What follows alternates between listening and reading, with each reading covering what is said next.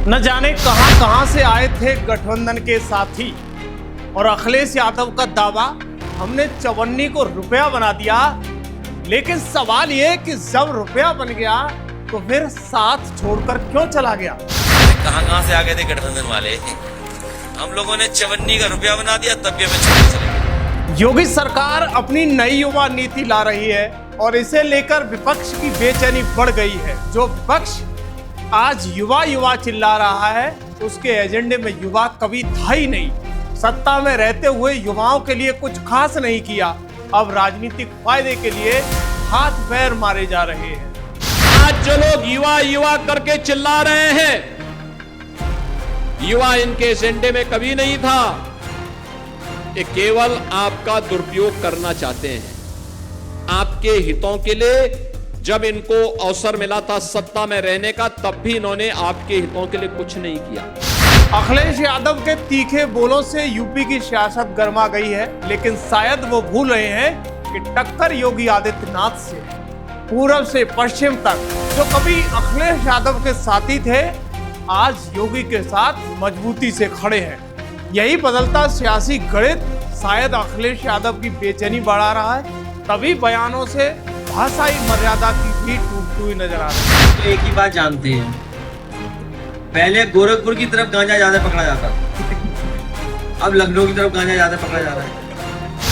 दूसरी तरफ योगी सरकार ने राशन डीलरों को सीधा फायदा पहुंचाने वाला बड़ा ऐलान कर नई हलचल पैदा कर दी है। पहले सरकार ही लूट मचाती थी तो कहां से परिवर्तन हो जाता है। वहीं वंदे मातरम विवाद ने कांग्रेस को घेराबंदी के बीच लाकर खड़ा कर दिया है। अब एक तरफ सरकार के फैसले चर्चाओं में हैं, तो दूसरी तरफ विपक्ष अपने ही बयानों और विवादों को लेकर सवालों के घेरे में। वंदे मातरम का गान हो रहा था, चालू गान में कांग्रेस की नेत्री सोनिया जी ने। दर्शकों नमस्कार, मैं योगेश कांत हूं और आप खबर एक्सपर्ट देख रहे हैं। दरअसल उत्तर प्रदेश 2027 का विधानसभा चुनाव जैसे जैसे करीब आ रहा है, उत्तर प्रदेश की सियासत का पारा चढ़ता हुआ चला जा रहा है। अखिलेश यादव के लिए ये चुनाव सिर्फ सत्ता में वापस की कोशिश नहीं है, बल्कि समाजवादी पार्टी के राजनीतिक भविष्य की एक बड़ी परीक्षा है। ऐसे में सपा मुखिया अखिलेश यादव लगातार बीजेपी और योगी सरकार पर हमलावर हो रहे हैं। लेकिन इसी बीच पश्चिमी उत्तर प्रदेश का एक ऐसा राजनीतिक समीकरण है जो समाजवादी पार्टी की रणनीति को मुश्किल में डाल सकता है। वो नाम है जयंत चौधरी। कभी जयंत चौधरी समाजवादी पार्टी के साथ खड़े दिखाई देते थे।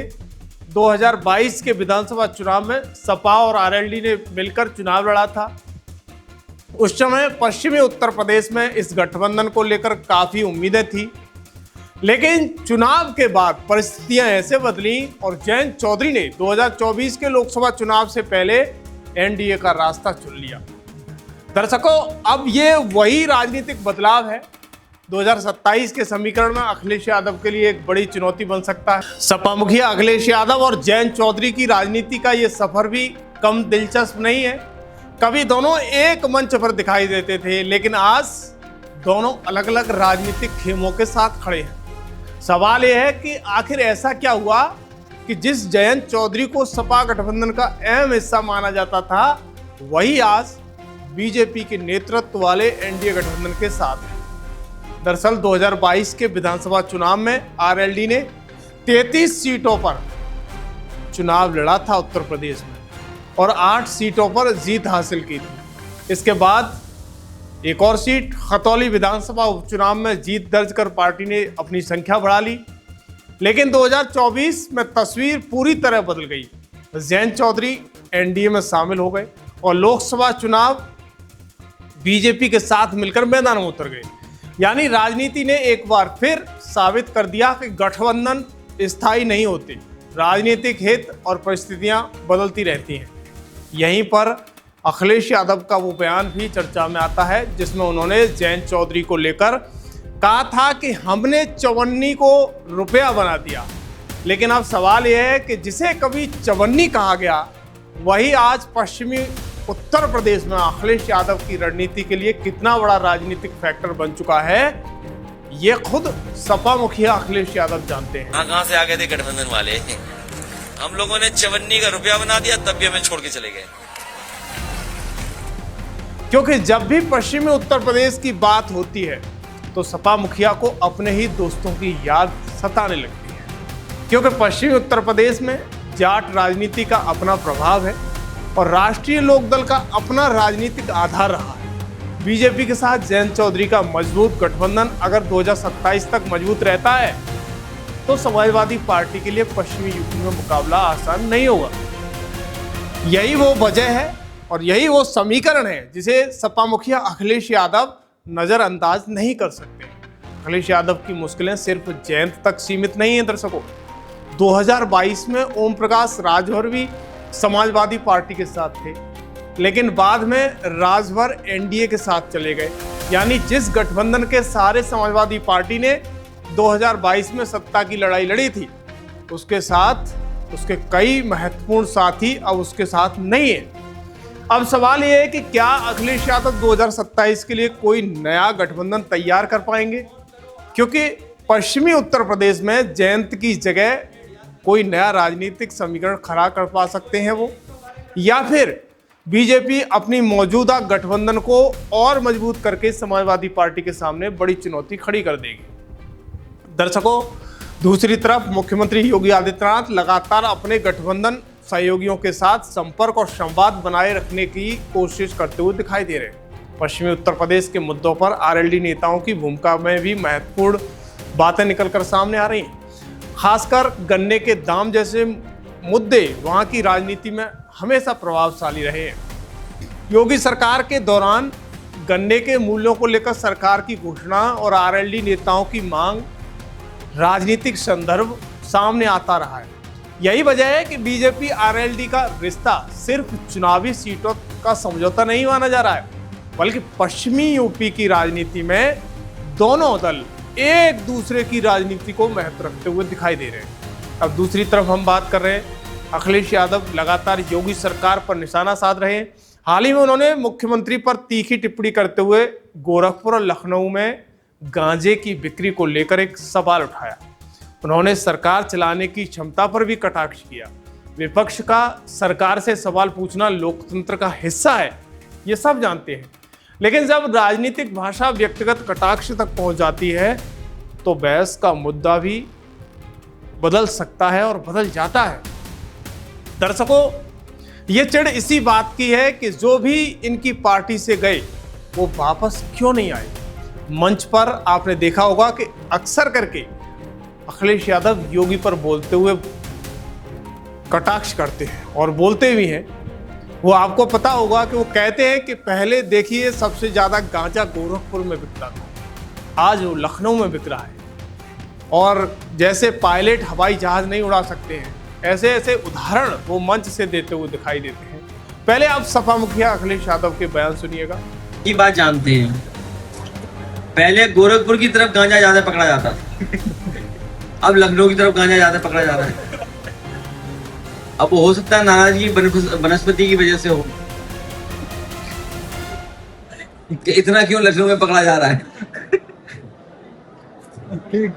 दर्शकों, यही वो वजह है कि अब सवाल सिर्फ ये नहीं है कि सपा मुखिया अखिलेश यादव योगी सरकार को कितना घेर पाएंगे। सवाल ये भी है कि क्या तीखे बयान जनता के बीच सरकार के खिलाफ पर्याप्त माहौल बना पाएंगे, क्योंकि चुनावी मैदान में आखिरकार बयान नहीं, जनता का फैसला चलता है।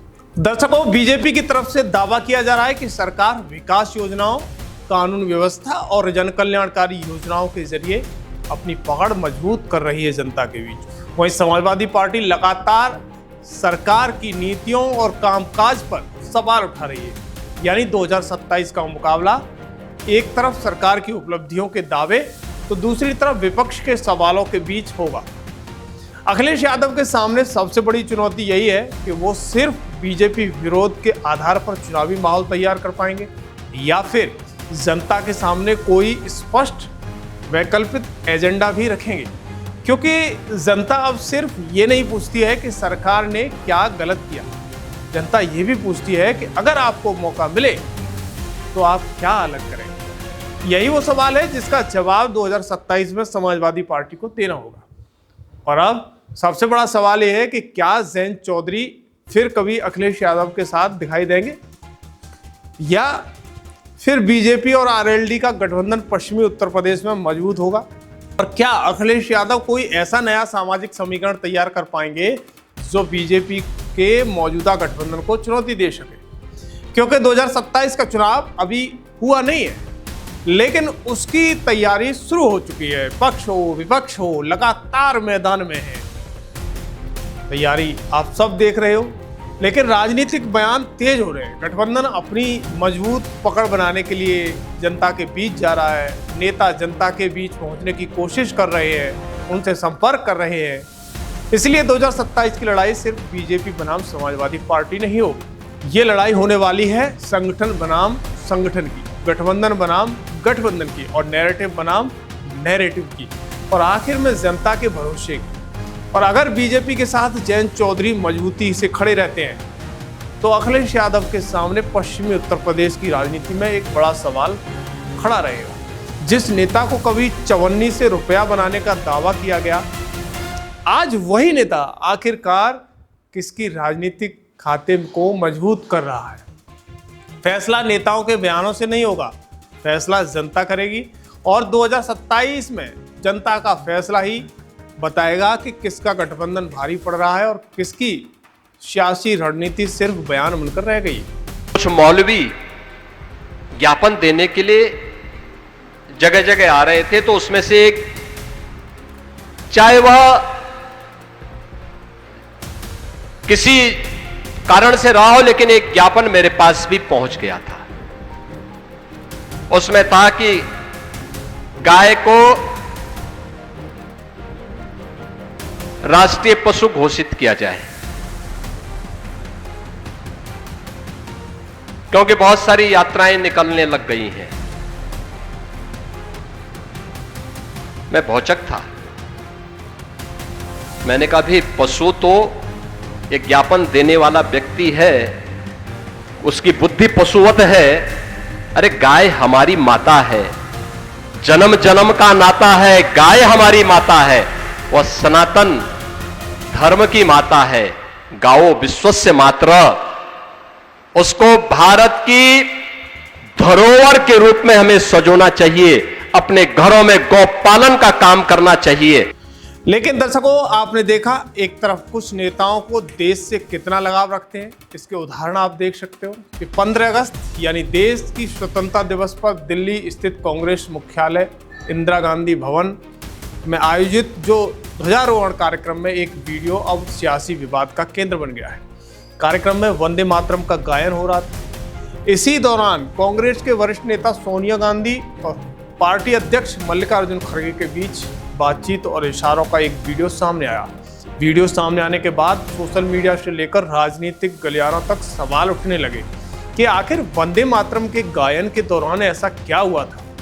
यानी एक ही वीडियो की दो तस्वीरें सामने आ रही। एक तस्वीर आरोप है कि सोनिया गांधी ने वंदे मातरम को रोकने का इशारा किया, जबकि कांग्रेस का कहना है कि उनका ध्यान खड़गे की सुविधा पर था। लेकिन दर्शकों, इसी बीच विरोधाभास ने पूरे विवाद की ओर और ज़्यादा गर्म कर दिया है। जबकि कांग्रेस के नेताओं को सोचना चाहिए कि इस डिजिटल जमाने में आप जनता को मूर्ख नहीं बना सकते हो। अगर बात खड़गे की थी तो उन्हें इसके बाद भी उन्होंने आधा घंटे से अधिक स्पीच माइक पर खड़े होकर दिए। दर्शकों, भाजपा ने इसे वंदे मातरम के कथित अपमान से जोड़ते हुए कांग्रेस पर तीखा हमला बोला है। 16 अगस्त को केंद्रीय गृह मंत्री अमित शाह ने भी इस विवाद पर कांग्रेस की आलोचना की थी और पार्टी पर वंदे मातरम के प्रति अनादर का आरोप लगाया था, जबकि कांग्रेस ने भाजपा के आरोपों को खारिज किया। और इनकी निर्लज्जता देखिए, कांग्रेस पार्टी के मुख्यालय पर वंदे मातरम का गान हो रहा था।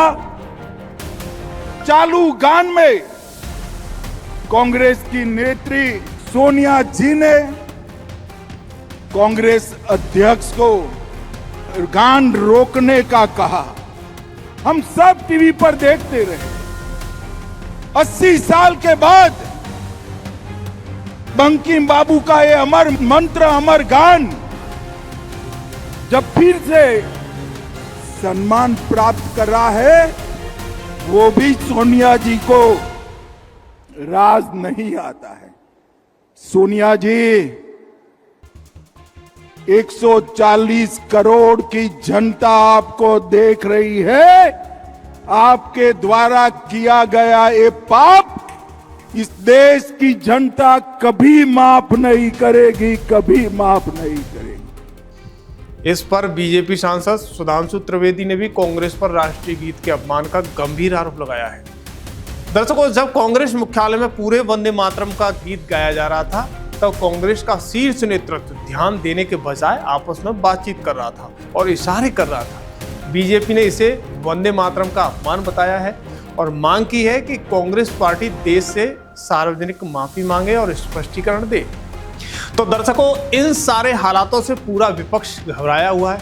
जब विपक्ष एक कदम आगे बढ़ता है तो बाबा 10 कदम आगे बढ़ जाते हैं। ये सिर्फ प्रेस वार्ता में लगे रहते हैं।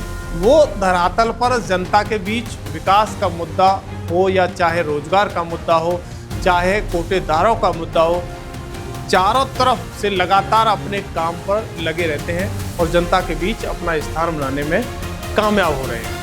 अब योगी सरकार ने आज मंच से कोटेदारों के लिए पिटारा खोल दिया है। मुख्यमंत्री योगी आदित्यनाथ ने सरकारी राशन वितरण और उचित दर विक्रेताओं से अपील की है कि वो कार्य करें जिसमें सम्मान हो, और जिसमें सम्मान न हो वो कार्य कभी न करना चाहिए। इससे पीढ़ियां खराब होती हैं, उन पर दुष्प्रभाव पड़ता है। उन्होंने 2017 के बाद आए बदलाव का जिक्र किया।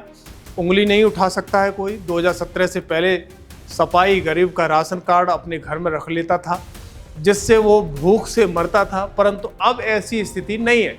प्रधानमंत्री गरीब कल्याण अन्न योजना के जरिए प्रदेश के 15 करोड़ लोगों को लगातार निःशुल्क राशन मिल रहा है। सीएम योगी ने कहा है कि औसतन हर विक्रेता को 100 कुंतल अनाज का आवंटन होता है। अब तक 90 रुपए के हिसाब से फेयर प्राइस शॉप के संचालक को यानी प्रतिमाह आय लगभग 12,750 होती थी। अब 125 रुपए की दर से 100 कुंतल वितरण पर 16,250 रुपये प्राप्त होगी। इसके अलावा दुकान का मुनाफा अलग से है। जो जितना अधिक बिक्री करेगा उतना अधिक लाभांश कमाएगा। उचित मूल्यों के विक्रेताओं के लिए पहली बार 30% की मार्जिन मनी की बढ़ोतरी हो रही है। सीएम ने अपील की है कि उचित मूल्य विक्रेता भी विश्वास के प्रतीक के रूप में अपनी पहचान बनाएं। आप सभी अन्नपूर्णा भवन के निर्माण का जो कार्रवाई तेजी से बढ़ाई जाएगी। अब उत्तर प्रदेश में सरकार धनराशि आवंटित करेगी। अच्छे भवन, वेयर हाउस अच्छे बनेंगे। राशन वितरण 7 से 10 दिन वितरण करना होगा लोगों को। शेष 20 दिन वेयर हाउस का उपयोग अन्य कार्यों के लिए अतिरिक्त आय भी कर सकते हैं। सामान्यतः जो एवरेज है, थोड़ा कम आगे ज्यादा पीछे आगे पीछे हो सकता है, लेकिन जो एवरेज होता है लगभग हर एक विक्रेता के यहां आवंटन लगभग 100 कुंटल के आसपास हो जाता है। और उसमें अगर हम देखेंगे तो अब तक प्रति जो फेयर प्राइस शॉप के संचालक हैं उनके प्रति माह की जो आय उसके माध्यम से होती थी वह 12,750 के आसपास हो जाती थी। अगर 100 कुंटल उसके पास जा रहा है तो 90 रुपए के हिसाब से ये पैसा हम देते थे, और अब जो पैसा हम इसमें देने जा रहे हैं 125 रुपए के हिसाब से देने जा रहे हैं। तो ये मान दर्शकों, 2027 से पहले योगी आदित्यनाथ यूपी को हर हाल में सुधारना चाहते हैं। इसके लिए किसान हो या व्यापारी हो या फिर देश के जैनजी हो, सभी के लिए कुछ न कुछ करते हुए नजर आ रहे हैं। विपक्ष जितना घेरने की कोशिश कर रहा है, योगी उतना ही आगे बढ़कर काम करते हुए नजर आ रहे हैं। तो दर्शकों, तस्वीर अब धीरे धीरे साफ होती चली जा रही है उत्तर प्रदेश की। एक तरफ विपक्ष है जो लगातार प्रेस कॉन्फ्रेंस, बयान, आरोपों के जरिए सरकार को घेरने की कोशिश कर रहा है, तो दूसरी तरफ योगी आदित्यनाथ हैं जो अपने राजनीतिक विरोधियों के आरोपों का जवाब सिर्फ बयानों से नहीं बल्कि फैसलों और योजनाओं के जरिए देने की कोशिश कर रहे हैं। सवाल यही है कि राजनीति आखिर चलेगी किस आधार पर? सिर्फ इस बात पर कि सरकार ने क्या गलत किया या फिर इस सवाल पर भी होगी कि अगर हमें मौका मिला तो हम क्या बेहतर करेंगे, क्योंकि जनता अब सिर्फ आरोप नहीं सुनना चाहती है, जनता अपने जीवन में बदलाव देखना चाहती है। दर्शकों, किसानों को अपनी फसल का दाम चाहिए, व्यापारियों को सुरक्षित माहौल चाहिए, गरीबों को राशन चाहिए, नौजवानों को रोजगार चाहिए और छोटे से छोटे वर्ग को ये भरोसा चाहिए कि सरकार उसकी बात सुन रही है। ऐसे में विपक्ष की जिम्मेदारी सिर्फ सरकार की कमियां गिनाना नहीं है, बल्कि अपना वैकल्पिक मॉडल जनता के सामने रखना भी है। लेकिन सवाल ये है कि क्या 2027 के लिए विपक्ष के पास आखिर वो मॉडल है? क्या सिर्फ योगी सरकार पर हमला करके सत्ता में वापसी हो सकती है विपक्ष की? क्या हर समस्या का जवाब प्रेस कॉन्फ्रेंस है? क्या हर राजनीतिक असफलता की जिम्मेदारी चुनाव आयोग है, ईवीएम है या कोई और दूसरा संस्थान बताया जा सकता है? क्योंकि चुनाव के मैदान में जनता से ये नहीं पूछा जाएगा कि आपने कितनी प्रेस कॉन्फ्रेंस की, जनता ये पूछेगी कि आपने जमीन पर क्या किया, आपने किसान के लिए क्या किया, आपने नौजवान के लिए क्या किया, आपने व्यापारियों के लिए क्या किया, गरीबों के लिए क्या किया, और अगर आप सत्ता में थे तब क्या किया, और अगर सत्ता में आने का मौका मिला तो आपकी पहली प्राथमिकता क्या होगी? दर्शकों, यही वजह है कि 2027 की लड़ाई अभी से सिर्फ बयान बनाम बयान की नहीं रह गई है। ये काम बनाम दावे, संगठन बनाम संगठन और जमीन बनाम प्रेस कॉन्फ्रेंस की लड़ाई बनती दिखाई दे रही है। और विपक्ष के सामने सबसे बड़ा सवाल यह है कि सरकार को हटाने की रणनीति तो बता रहे हैं, लेकिन सरकार बनाने की रणनीति क्या है? क्योंकि जनता को सिर्फ ये बयान बताने से काम नहीं चलेगा कि योगी सरकार खराब है। जनता ये भी जानना चाहेगी कि आप अच्छे कैसे होगे। अगर विपक्ष इस सवाल का जवाब नहीं दे सकता है तो 2027 में उसकी सबसे बड़ी चुनौती बीजेपी नहीं बल्कि उसका अपना नैरेटिव और अपनी राजनीतिक कार्यशैली बन सकती है। और याद रखिए, राजनीति में शोर कुछ समय के लिए सुर्खियां बन सकता है, लेकिन चुनाव के दिन फैसला अक्सर उसी के पक्ष में हो जाता है जिसने जनता के बीच अपना भरोसा बनाया हो। अब देखना यही है कि 2027 में जनता बयान सुनकर फैसला करेगी या काम देखकर।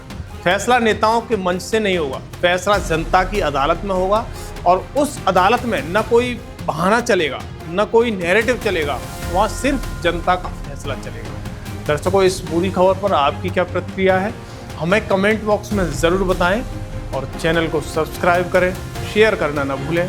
धन्यवाद।